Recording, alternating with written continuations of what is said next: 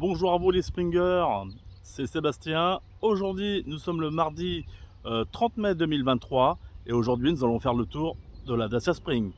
Allez, on lance le générique.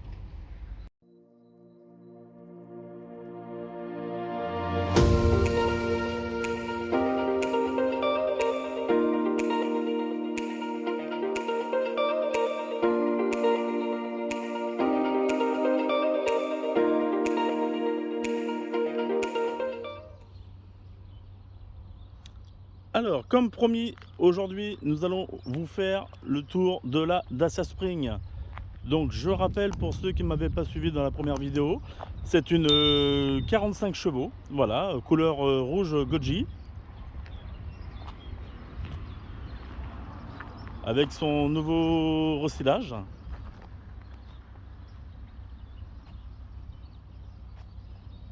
Donc, vous voyez quand même comment elle est belle.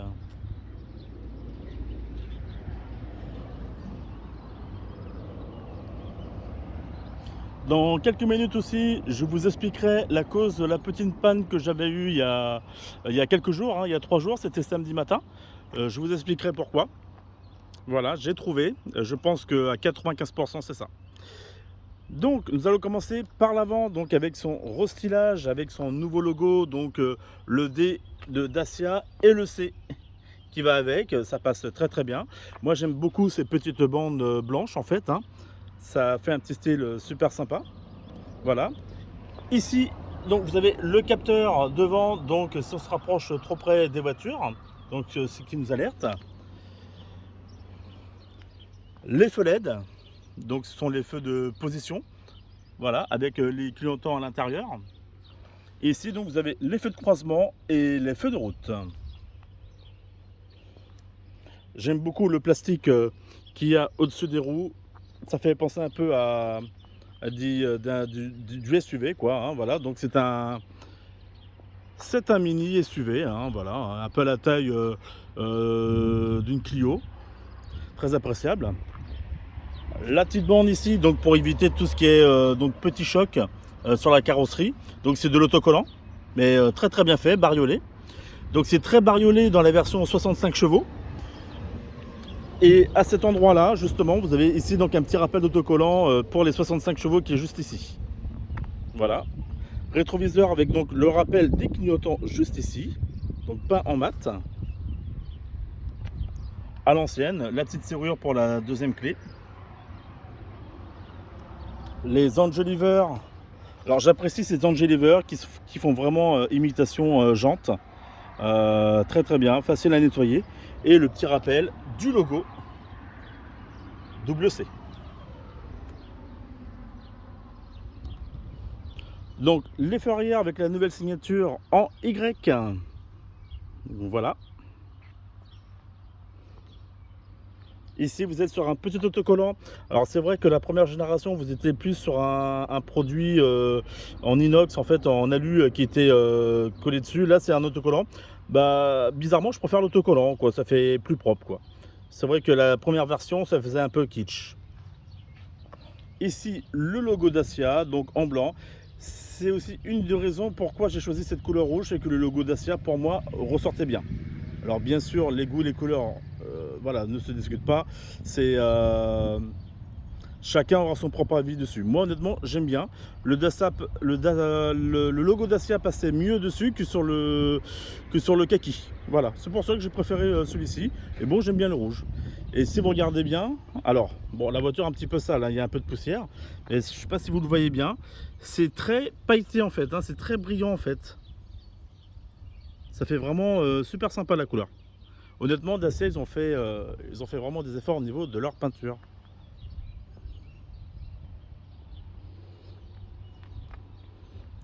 Qu'est-ce que je peux vous dire d'autre? Les barres de toit, donc qui sont bon, bah, collées, hein. Elles sont juste collées sur la carrosserie. Elles ne sont pas utilisables, bien entendu. Ça donne vraiment son petit look crossover.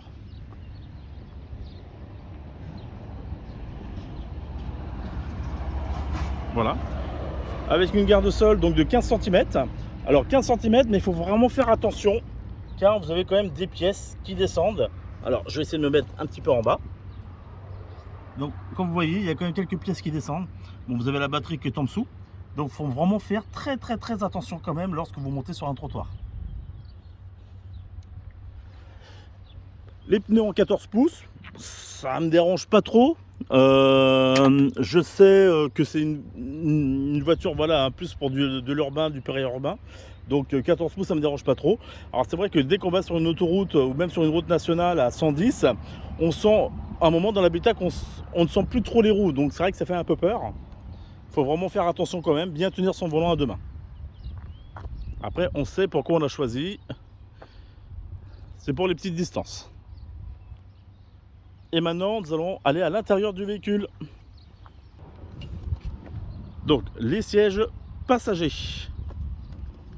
Donc, bon bah très bien, hein, 2 places. Voilà, avec les appuis-tête réglables. Soit c'est en base, soit c'est au niveau de la base, ou soit c'est en haut. Voilà, je vais m'asseoir dedans. Alors, l'avantage, eh ben, je fais 1m71.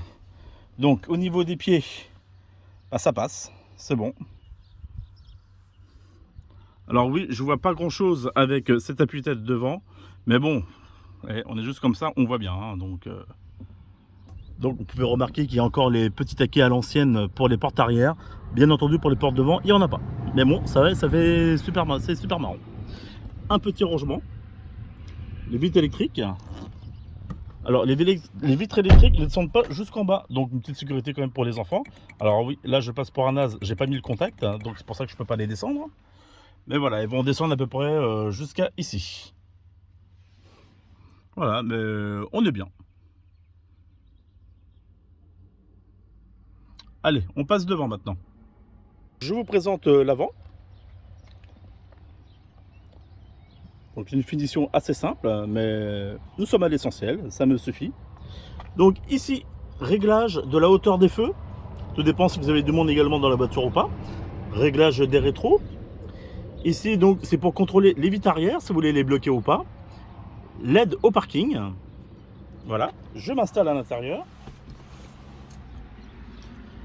Donc, le super volant Dacia avec le nouveau logo, justement, hein, qui rappelle un peu le logo qui est à l'arrière du véhicule.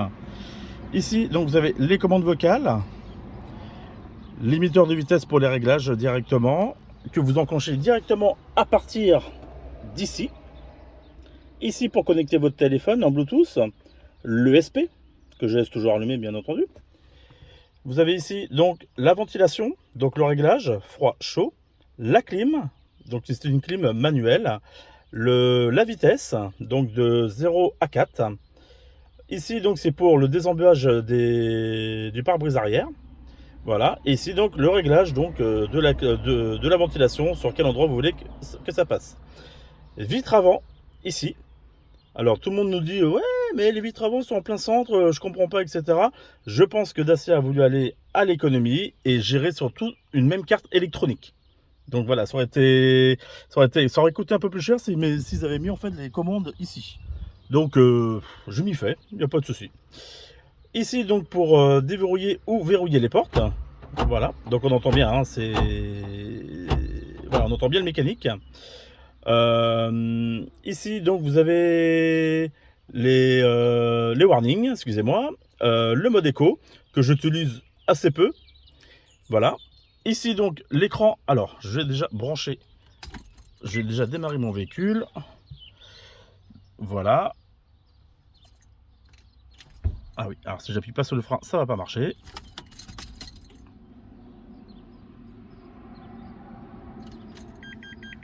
Voilà. Oui, la porte n'est pas contente, donc je vais la fermer parce que la porte est ouverte. Voilà.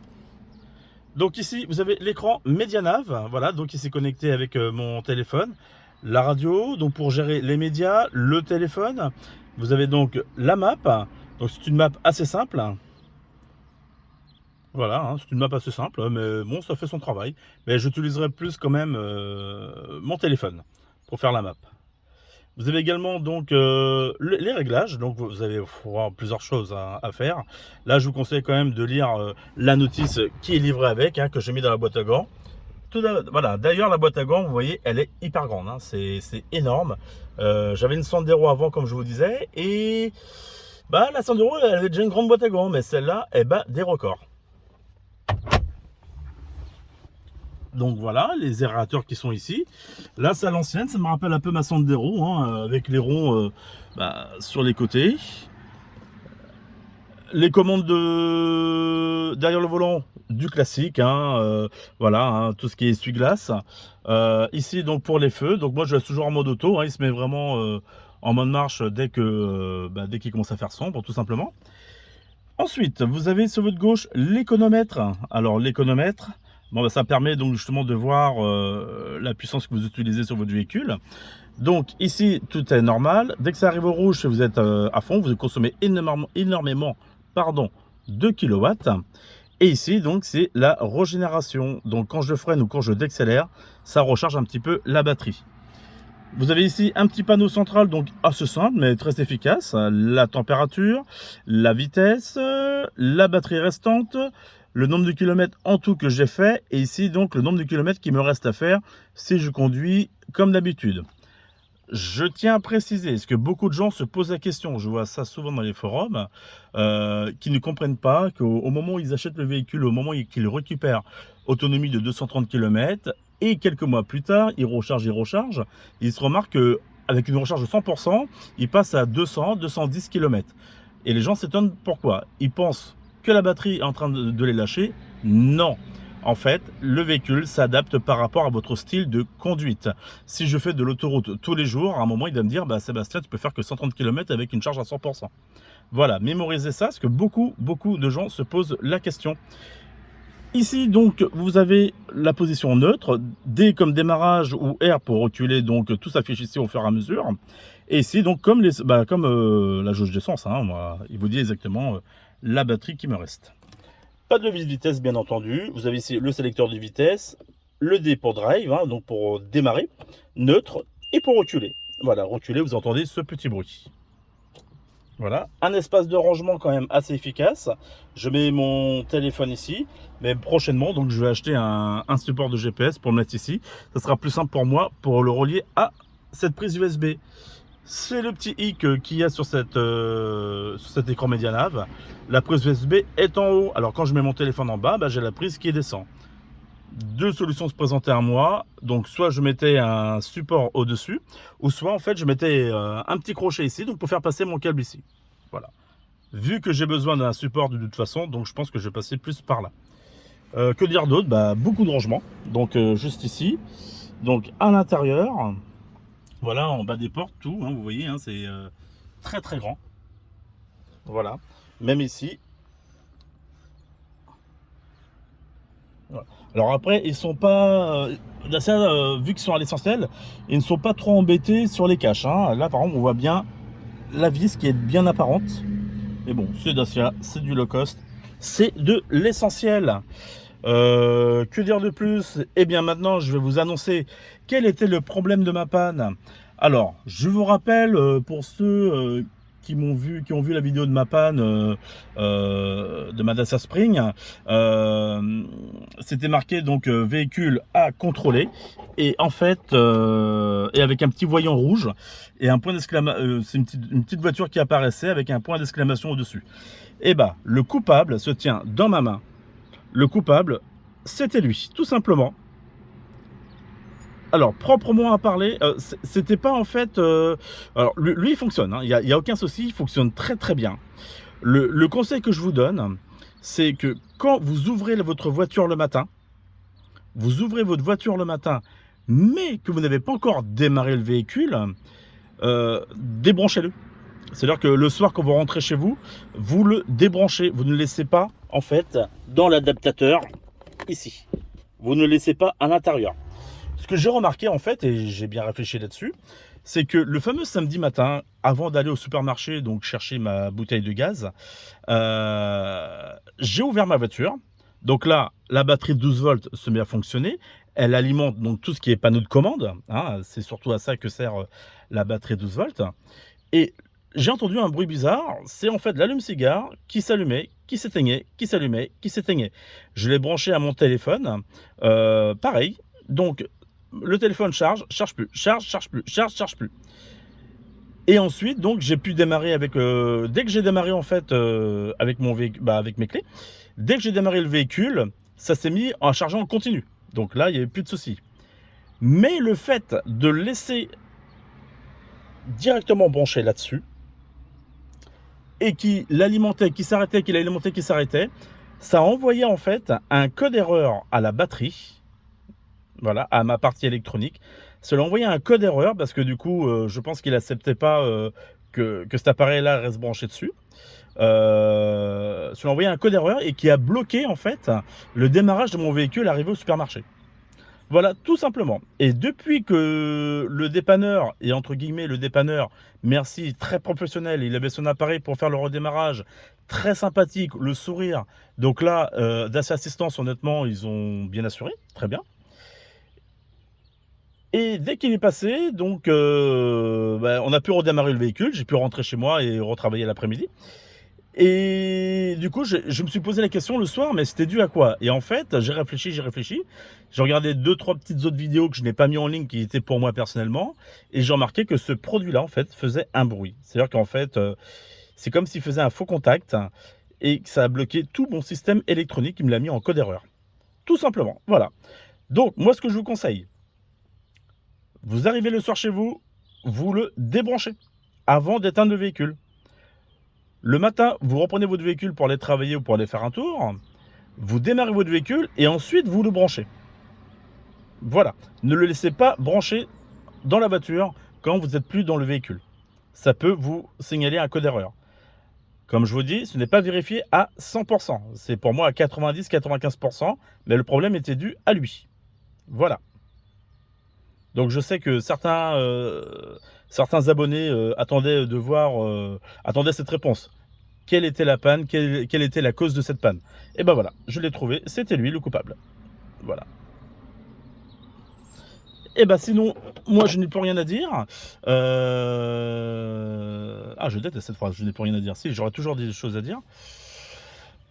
Donc voilà. Ça sera donc très très prochainement un petit tour de la maison au travail. Ça fait longtemps que ça fait au moins 4-5 jours que je devais faire cette vidéo, je ne l'ai toujours pas faite.